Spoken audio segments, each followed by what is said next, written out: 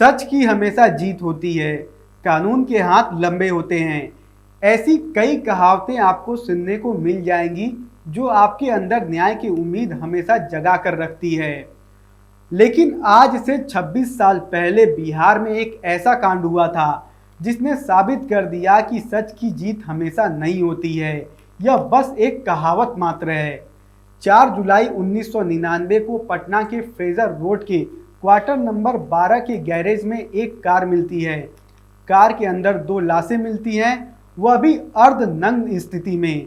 एक लाश गौतम सिंह की होती है जो आरजेडी की युवा शाखा से जुड़े थे। वहीं दूसरी लाश शिल्पी जैन की होती है जो मिस पटना थी और पटना विमेंस कॉलेज की छात्रा थी। और जिस क्वार्टर में इनकी लाश मिली थी वह क्वार्टर साधु यादव का था जो उस समय के मुख्यमंत्री राबड़ी देवी के भाई और लालू यादव के साले थे। पर आखिर क्या था यह मामला जो बिहार के इतिहास पर एक काले धब्बे की तरह है? चलिए जानते हैं। 90 का दशक बिहार के लिए चुनौतियों से भरा था। चारा घोटाला के आरोप लगने के बाद लालू जी को अपनी मुख्यमंत्री की कुर्सी छोड़नी पड़ी, जिसके बाद मुख्यमंत्री की कुर्सी पर लालू जी की पत्नी राबड़ी देवी विराजमान होती हैं। शायद बिहार के लोगों ने एक पल के लिए यह सोचा होगा कि कुर्सी पर इंसान बदला है तो बिहार के अंदर भी बदलाव आएगा, पर ऐसा कुछ ना हुआ। बल्कि यह कहना सही होगा कि लालू जी के शासन में तब भी चीजें काबू में थी, लेकिन राबड़ी जी के आने के बाद तो मानो अपराधियों को खुली छूट मिल चुकी थी। खैर, बिहार के जंगल राज के इस आबो हवा में एक प्रेम कहानी फल फूल रही थी। यह प्रेम कहानी गौतम सिंह और शिल्पी जैन की थी। गौतम सिंह एनआरआई परिवार के बेटे थे। गौतम सिंह के पिता ब्रिटेन में डॉक्टर थे, लेकिन गौतम राजनीति में रुचि रखता था, इसीलिए वह बिहार में ही रहता था और बिहार के राजद युवा शाखा से जुड़ा था। गौतम के बाकी लोग ब्रिटेन में ही रहते थे। वहीं शिल्पी जैन पटना विमेंस कॉलेज की होनहार छात्रा थी। साथ ही मिस पटना का खिताब जीतकर बिहार के दिल की धड़कन बन चुकी थी। उनके पिता उज्जवल कुमार जैन शहर के मशहूर कपड़ा व्यापारी थे। सब कुछ एक अच्छी प्रेम कहानी की तरह चल रहा था, लेकिन किसको पता था कि उनका यह प्यार एक ऐसी आंधी में फंसने वाला था जो सब कुछ तहस नहस कर देगा। 3 जुलाई 1999 की सुबह शिल्पी रोज की तरह रिक्शे से अपनी कंप्यूटर कोचिंग इंस्टीट्यूट के लिए निकली। रास्ते में उसे गौतम का एक दोस्त मिला जो शायद मौके के फिराक में ही था कि कब शिल्पी उसके कार में बैठे और वह अपने प्लान को अंजाम दे। शिल्पी को रिक्शे पर बैठा देख उसने उसे कार से कोचिंग तक पहुंचा देने की बात कही।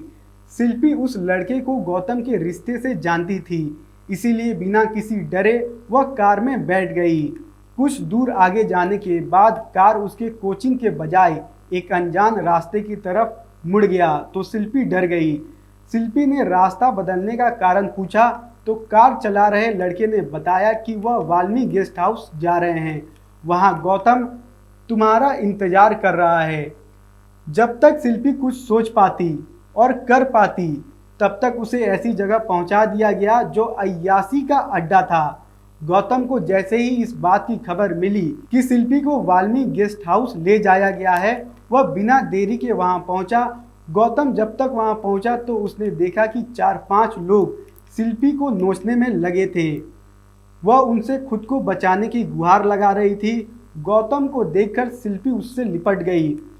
उन लोगों ने गौतम को भी पकड़कर पीटा और उसी के सामने शिल्पी से बारी बारी से रेप किया। 4 जुलाई 1999 को इन दोनों की लाश फ्रेजर रोड के क्वार्टर नंबर 12 में मिलती है। पुलिस ने शुरुआत में इसे गैंग रेप और हत्या का मामला बताया, लेकिन जैसे ही पुलिस को यह बात पता चली कि जिस बंगले से शिल्पी और गौतम की लाश मिली है वह साधु यादव का है, तब पुलिस ने मामले को दबाने की कोशिश करने लगी। पहले तो सबूत मिटाने के लिए जिस गाड़ी में लाश मिली उसे ड्राइव करके पुलिस स्टेशन ले जाया गया, जिससे बहुत सारे सबूत मिट गए। पोस्टमार्टम और फोरेंसिक जांच में चौंकाने वाले खुलासे हुए। शिल्पी के शरीर से लिए गए नमूने में जहां एक से अधिक व्यक्तियों का वीर्य मिला, यह सारी चीजें बलात्कार और हत्या की ओर इशारा कर रही थी। लेकिन फिर भी पुलिस ने इस मामले को जल्दीबाजी में आत्महत्या करार दिया। शिल्पी के परिवार ने इसे हत्या बताया और न्याय की गुहार लगाई। भारी दबाव के बाद सितंबर 1990 में मामला सीबीआई को सौंपा गया। सीबीआई जांच में बलात्कार की पुष्टि हुई।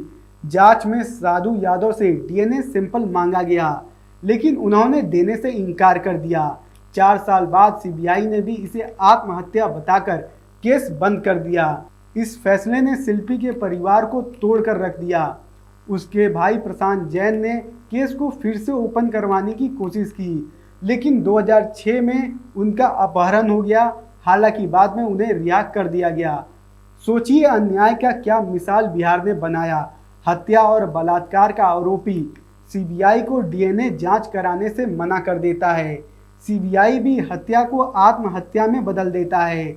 एक भाई जो हिम्मत करके फिर से अपनी बहन का केस खुलवाता है, उसे अगवा कर लिया जाता है। इस केस के सभी आरोपी आज भी खुलेआम घूम रहे हैं।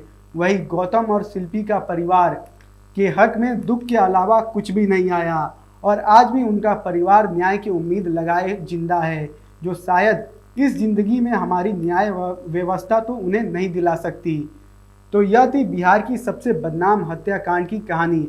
आप इस हत्याकांड के बारे में क्या सोचते हैं, हमें कमेंट बॉक्स में ज़रूर बताएं।